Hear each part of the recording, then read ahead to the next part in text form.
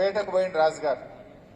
వేటకు పోయి బ్రహ్మాండంగా ఆ రోజు అంతా వేట పూర్తి చేసుకొని బాగా అలసిపోయి తన రెస్ట్ హౌస్ లో జంగల్లో పండుకున్నాడు. ఆ అడవిలో చాలా రకరకాల మరి గిరిజన జాతులు కూడా అక్కడ ఉంటాయి. ఆ గిరిజనులు కొంతమంది వాళ్ళ సాంప్రదాయం ప్రకారంగా పౌర్ణమి నాడు వాళ్ళకు పండగ ఉంటుంది. అయితే వాళ్ళ పౌర్ణమి నాడు ఏంటంటే మనిషిని బలిస్తారు.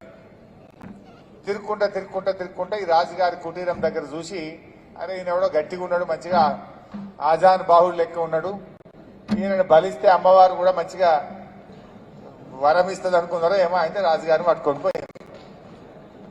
ఈ రాజుగారిని పట్టుకొని పోయిన తర్వాతగా పొద్దున బలిచ్చేది ఉంటే సాయంత్రం మంచిగా ఆయనకు బ్రహ్మాండంగా స్నానం చేయించి అన్ని రకాలుగా ఆయనను తయారు చేసి అన్ని చూస్తా ఉన్నారు. స్నానం చేయించిండ్రు, మంచిగా రాజుగారిని తయారు చేసిండ్రు. వాళ్ళకు ఆచారం ఉన్నది, ఆ బలిచ్చే వ్యక్తికి ఎలాంటి అంగవైకల్యం ఉండద్దట. కాళ్ళు చేతులు అన్ని బందోబస్తు కరెక్ట్ ఉండాలన్నట. అన్ని చూసేటప్పుడు ఈయనకి చిట్కనే లేదు. అరే చూసి ఈ చిట్కనే లేదు, ఈయన పనికిరాడని ఇచ్చిపెట్టిరట. రాజుగారు ఇక మెల్లగా బయలుదేరి రాజ్యానికి పోయింది. పోంగ అనుకున్నాడు, అరే ఆ మంత్రి గారు కరెక్టే చెప్పిండు, నేను అనవసరంగా ఆయన జైల్లో పెట్టినా, నిజంగా ఇది నా మంచికే జరిగింది, ఇలా చిట్కనేలు ఉంటే నేను బలైపోతుంది కదా అనుకున్నాడట. అనుకొని రాజ్యానికి పోయిన తర్వాత తెల్లారి దర్బార్ పెట్టి ఆ మంత్రి గారిని పట్టుకురండి అన్నాడు. ఆ మంత్రి గారేమో భయపడ్డాడు పాపం. ఈయన మళ్ళీ ఏం కోపం వచ్చిందో, మళ్ళీ నన్ను విలువబట్టే ఇంకేం చేస్తాడు అని భయపడుకుంటూ పోయిందట.